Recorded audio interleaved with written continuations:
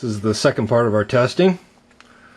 We're going to start using our new transient generator to shake out some of these meters, but before we get started, I had a few meters that failed during that first bit of testing. This X-Tech didn't survive at all. It was taken out during the static zapping, and it will no longer even power up. I think before we do anything, I know I tore this thing apart before. I think what I want to do is just pull it back apart.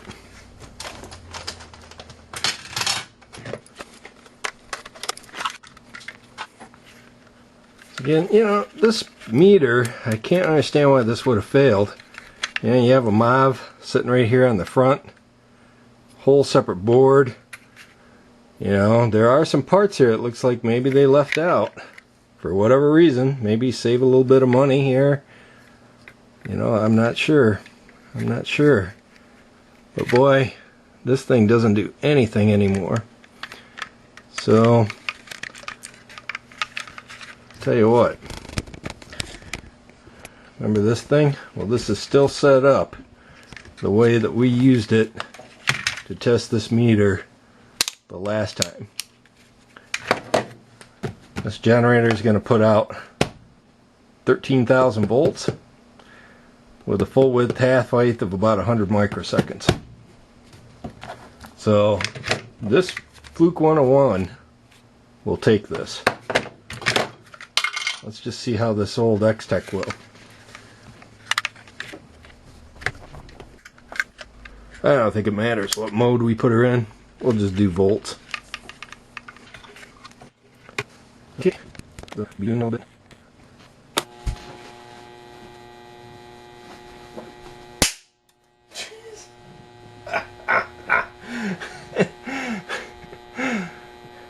Yeah, I saw some parts fly off of that.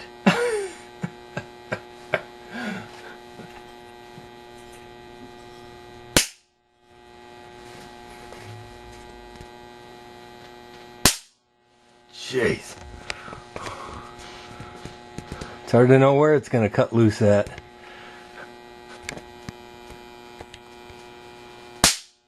Shit.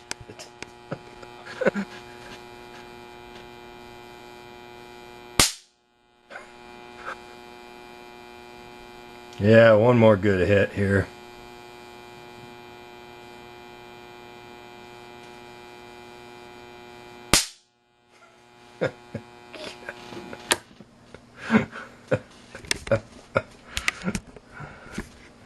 Alright, smell the ozone. Yeah, you don't want to screw with this generator.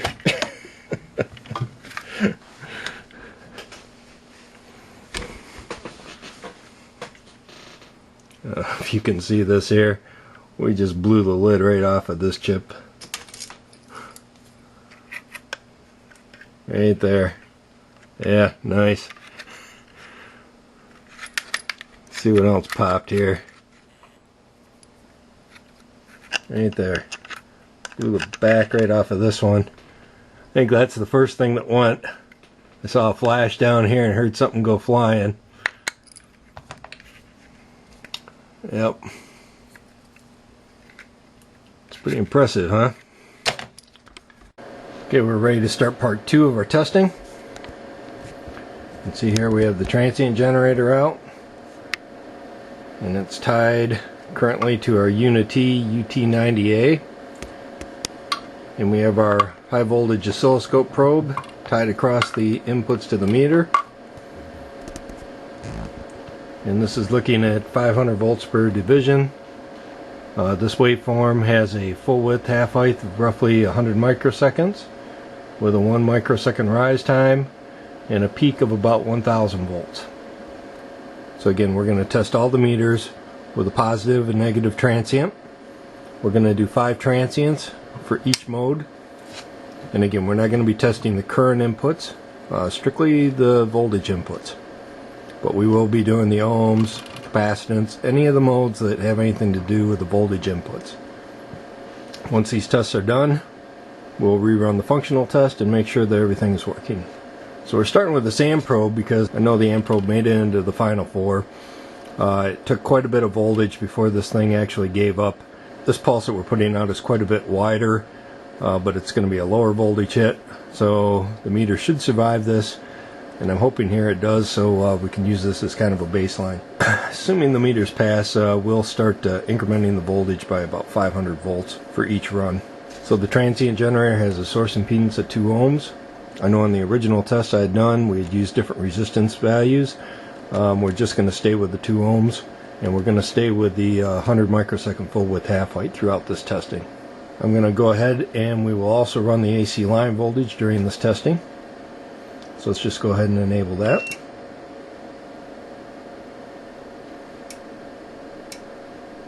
You can hear our trusty LaCroix scope running a calibration.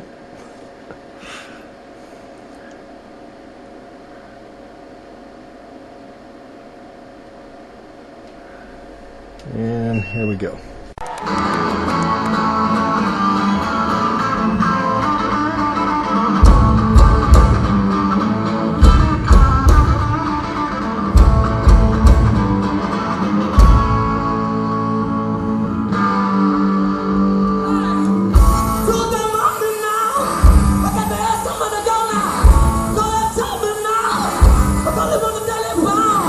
Walk to my cap, put him in my mouth. God, do the funny love.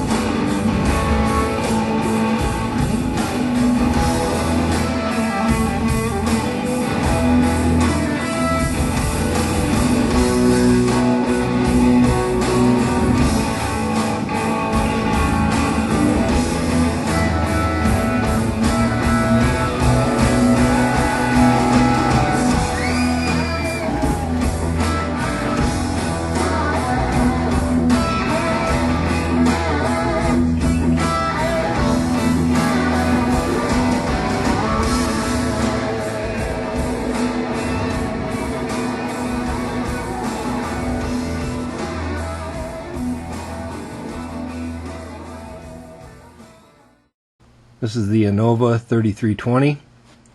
I currently have 50 ohms applied to it.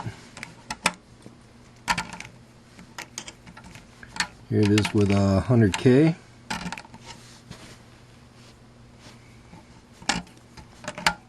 Here it is with 1K.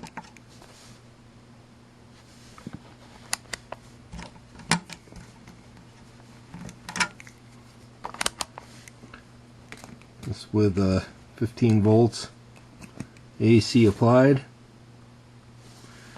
Notice in the DC mode, this is with nothing connected. And here's 15 volts DC applied.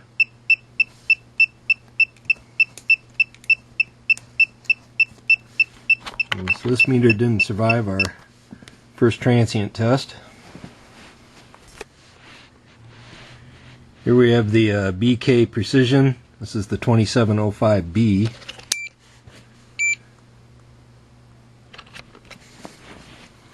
And again, so this is in AC mode. Notice it's reading out in ohms here. This is 15 volts applied. Let's see, it's on overload. It's DC overload. Again, 15 volts applied. Nothing. Put it in ohms mode. Overload. Let's try to shorten it out. Nothing. Continuity test. Nothing. Diode test. Nothing. Yep. Seems to read the buttons just fine. Yeah, the range button works, but doesn't seem to change anything. It's always in overload. Here we have the UTL DM2, and again this is DC voltage, 15 volts applied. This is 15 volts AC applied. Notice that that works.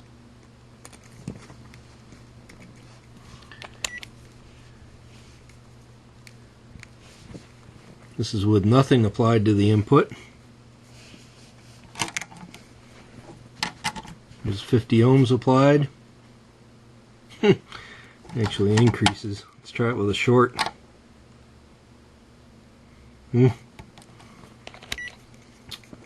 Diode mode.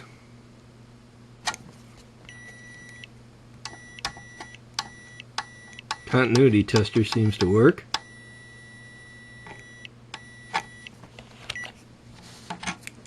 Capacitance reading 0. Would assume the frequency works.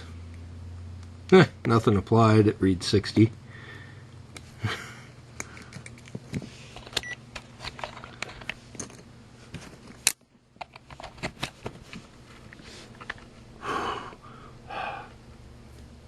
Yeah, nothing on the temperature. Some of it kind of works. I'm surprised it can't read DC voltage when it can read AC. That's 15 volts applied, nothing.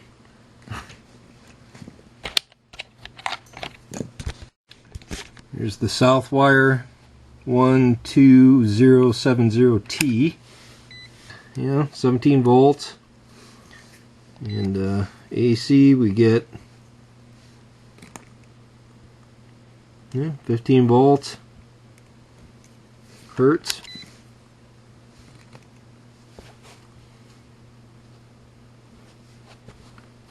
Yep. 60 hertz, no problems. Notice the resistance. So this is with an open. It's reading 2.63 k ohms. Let's try it with a dead short. Yeah, that works. 50 ohms. It's off a ways. Continuity test seems to work. Diode probably works.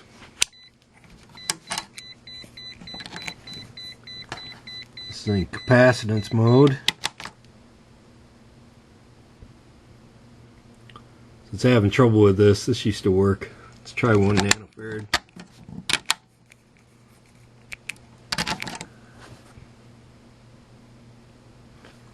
Yep. So the capacitance mode doesn't work.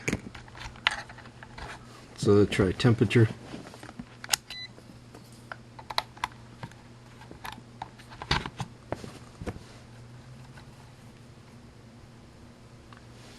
Nope. Nope. Temperatures don't work. Backlight still works. This is the circuit test DMR 6550. The only thing that doesn't work on this meter is temperature.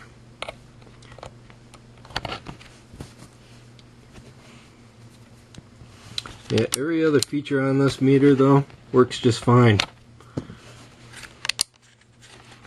I don't know why it just took that one feature out. It's 100 nanofarads right there, no problem.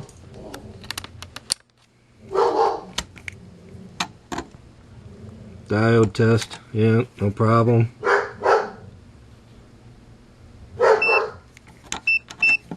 Continuity still works. It's a 10 meg resistor here.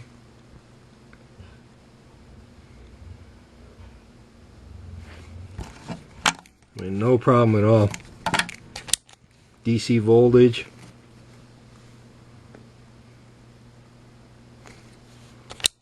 AC voltage. Yeah. Just the temperature.